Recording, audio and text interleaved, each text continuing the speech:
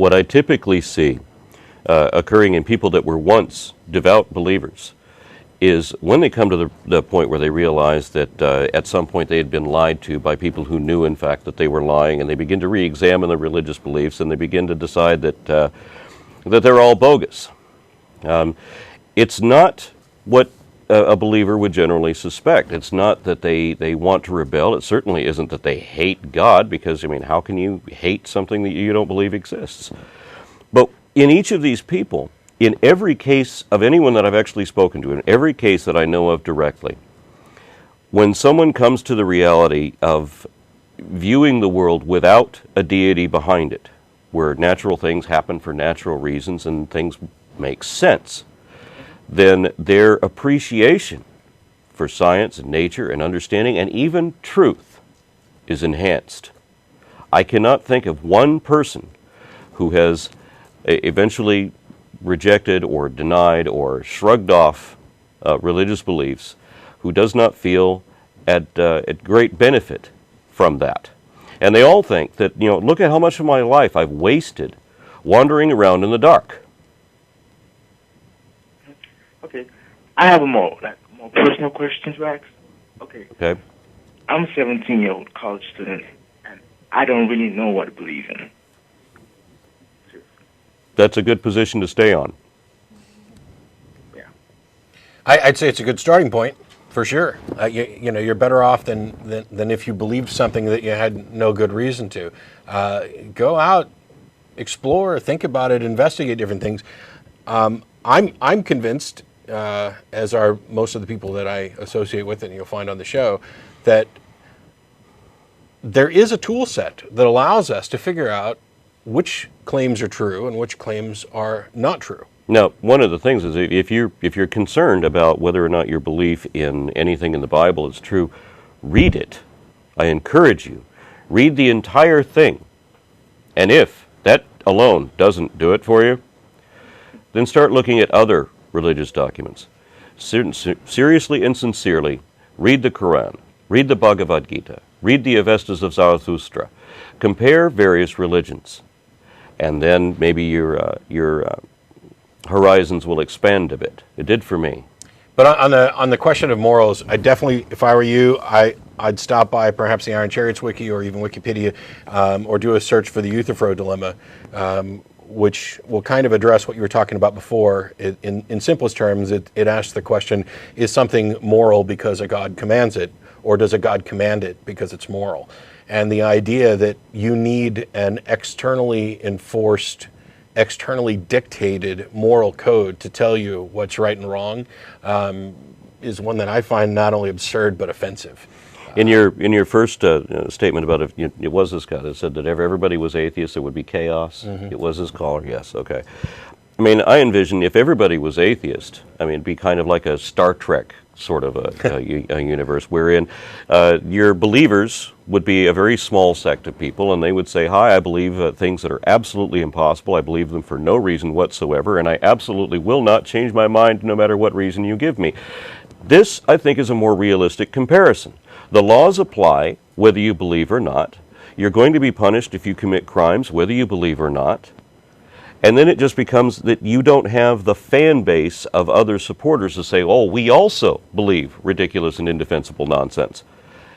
It becomes more obviously indefensible when you're out there alone. Magic, we got full lines. I appreciate the calls and the questions. I'm going to go ahead and move on to some other people, but thanks a lot for calling in. Thank you. Cheers. We've got Dave in Washington. Hey, guys. Hey, you had a question for Aaron? Yeah. Well, first, Matt, I wanted to thank you for you talking about lost Christianities. I just bought that book and started reading it here. Pretty interesting so far. But yeah, for your guest here, Aaron. Aaron? Oh, apologies. Nobody says it right. It's all right. I got it wrong. That's why I'm correcting everybody. I was wondering how what has been your experience on YouTube as far as intellectual debates go? I wouldn't think that would be a great source of conversation. I'm not sure I follow your question. You may want to paraphrase after you hear my answer. as far as intellectual conversation, I take that to mean that once I've given my position in my videos, that I have other people that are logging on into the discussion boards, and they give me counter positions or maybe points to ponder or something like that. And you're asking my feedback on the sort of intellectual discussions that follow on that? Is that the question? Yeah, that's a good paraphrase. Just kind of how the comments have been coming back. Yeah, okay. I mean, I read YouTube comments, and it's garbage. Yeah, and that's my answer too. I mean, I did one video wherein I refused to make anybody else famous, just for, when somebody asks me a stupid question and I make a video to address that, and now I've elevated that person's status, like what happened with the taxi driver, who became something of a stalker of mine for a bit. What I did in the last video addressed to him was to put out a challenge for theists to come up with somebody that they would say represents their beliefs, and have that person, I don't care who it is, I just wanted to see a nomination, and I want to see a number of people back that person so that we have a substantial voter block, say this guy represents us, and then have that person debate me in some moderated format somewhere. Because until that happens, and possibly even after that, I have yet to see an intellectual debate, either in YouTube or on Talk.Origins or in any live avenue anywhere ever. I don't think it's possible to have one.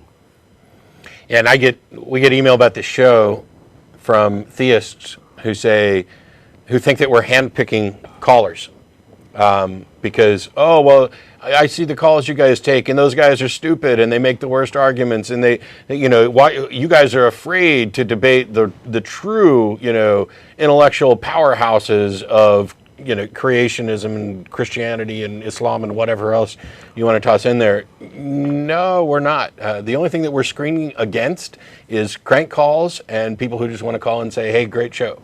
I have an open invitation to debate Ray Comfort. I will not be anywhere near as polite as Thunderfoot. No. He doesn't have an open invitation to debate Ray because I have an open invitation to debate Ray. All right, well, we'll bring in Kirk Cameron and we'll have a two-man tag team.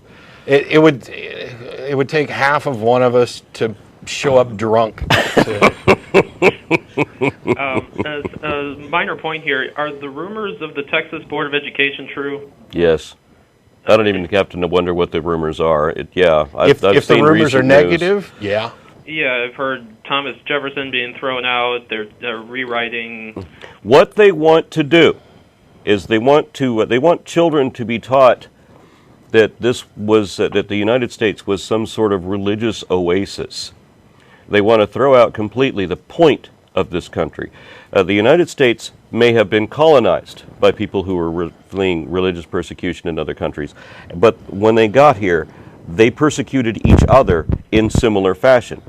I mean, with early Protestants and Quakers and Puritans were all at war with each other, lopping off each other's ears, torturing each other in the streets. And what happened when the United States government began to be erected was they started looking at how in France, in recent history at that time, you had Catholics hunting Protestants en masse by orders of the government. And in England, again, you had Protestants hunting Catholics for the same reason. It was an order, a law of the land. And so when they set up the United States, it was supposed to be the world's first secular government. It was supposed to preserve freedom of religion. And now many Christians will tell me that freedom of religion means freedom of Christian religion, but no, it doesn't.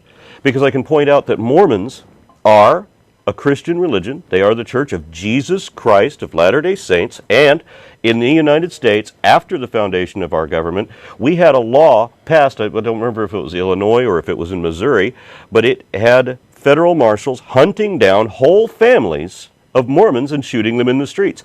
This is what the Founding Fathers expected would be happening if you didn't prevent the government from being intertwined with religion. Freedom of religion, by necessity, demands freedom from religion. It means putting the reins on religion, and it means that the government cannot promote or endorse any one religion over any other. And that's one of the things that the Board of Education wants to specifically exclude from the lesson plan. They don't want children to know that the government is prohibited from promoting Christianity over Islam or Hinduism or anything else.